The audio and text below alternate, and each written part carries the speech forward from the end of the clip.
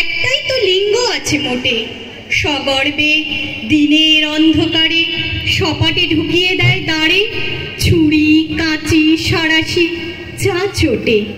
না হওয়া তুলতুলে হাত, বুক পেট যোনি মাথা ভেসে চলে যমুনার স্রোতে আমাদের মহান ভারতে। তবু বেঁচে আছি, ফুটপাতে টায়ার জ্বালিয়ে ভাত ফুটোয়ে যে অর্ধনগ্ন নারী, তাকে বলি বেঁচে থাকো।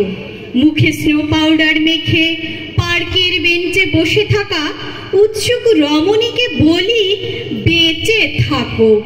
মধ্যরাতে ঘরে ফেরা বার মাতালের অনজ্ঞ বধূকে বলি বেঁচে থাকো।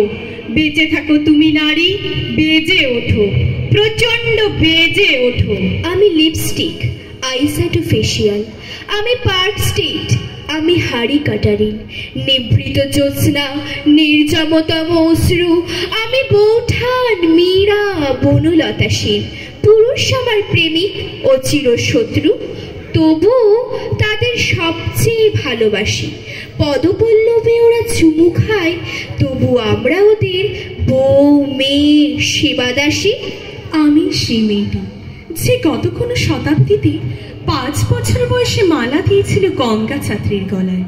কুলীন ব্রাহ্মণের 365তম স্ত্রী অন্যতমা হয়ে স্বামীর গর্বে হয়েছি গর্বিণী। একাদশীর দিন অবুঝ দশম বালিকা তৃষ্ণায় আটক ঘরে মাটি লেহন করতে করতে প্রাণ ত্যাগ করেছি। সন্তানের পর সন্তান জন্ম দিতে দিতে মুগ্ধ পড়েছি সতীকাগারে, জলে পড়ে মরেছি সতীদাহে। আমি বুঝতে পারিনি যে চাকরির জায়গায় নিজের কাজের কুশলতা দেখাতে নেই। আমি বুঝতে পারিনি যে আমার প্রেমিককে তার প্রেমপত্রের বানান ভুল ধরে দেওয়াটাই আমার ভুল হয়েছিল। আমি বুঝতে পারিনি যে আমি যদি কবি হতে চাই, আমার বন্ধুরাই আমায় বলবে ওটা কবিতা হয়নি, পদ্য হয়েছে। আমি বুঝতে পারিনি যে 20 শতাব্দীর শেষ সীমানায় এসে দাঁড়িয়েও এই পুরুষ শাসিত সমাজ বুদ্ধিমতীদের জন্য অপ্রস্তুত। আমি মৃত্যু দেখেছি, আমি পাপ দেখেছি, আমি পঙ্গু দেখেছি।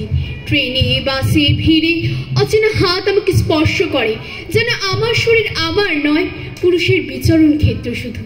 প্রতিবাদ করলে ফিরে উপদেশ, নির্দিষ্ট কামরায় বা সিটে যাওয়া।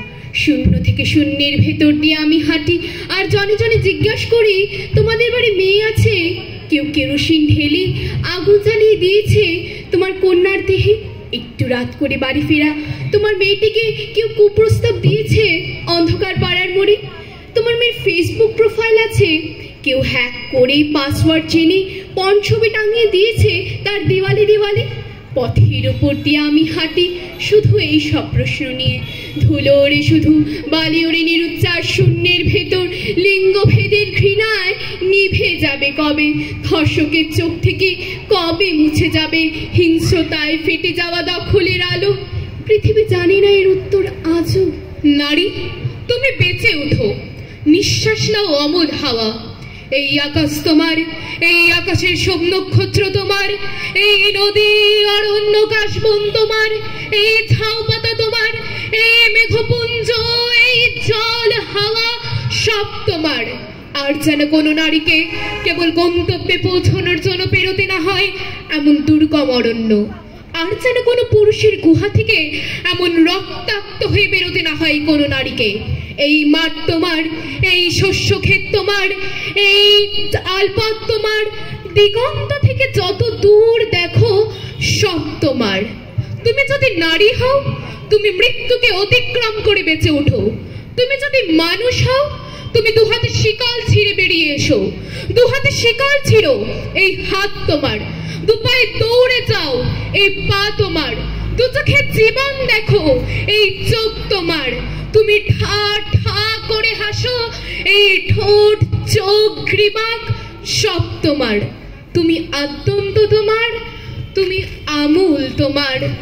আমি প্রণাম জানাই সেই প্রথম আগুনকে, যার নাম বর্ণ পরিচয়। সেই অগ্নিশুদ্ধ পরম্পরাকে, সেই সব পুরুষ রমণীদের যারা ঊনবিংশ শতাব্দীর অন্ধকারের হাতলে জ্ঞানের আলো জ্বালিয়ে এক জন্মেই যারা আমাকে জন্ম জন্মান্তরের দরজা খুলে দিয়েছে।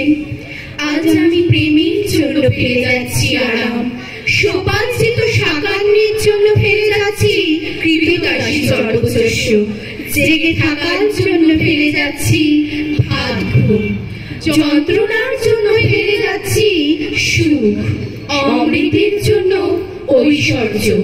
আমার এই চলার পথে দেবতারাও আতঙ্কে স্তব্ধ হয়ে বলতে থাকেন, মহামেঘ প্রভাঙ্গ রাং মুক্ত কেশী চতুর্ভুজাং কালিকাং দক্ষিণাং মুন্ডমালা বিভূষিতাং বিভৎসতাবরণের মতো আমি এগোতে থাকবো।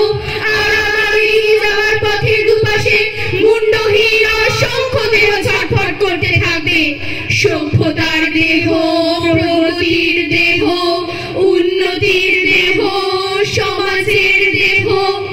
হয়তো আমি সেই মেয়ে, হয়তো বা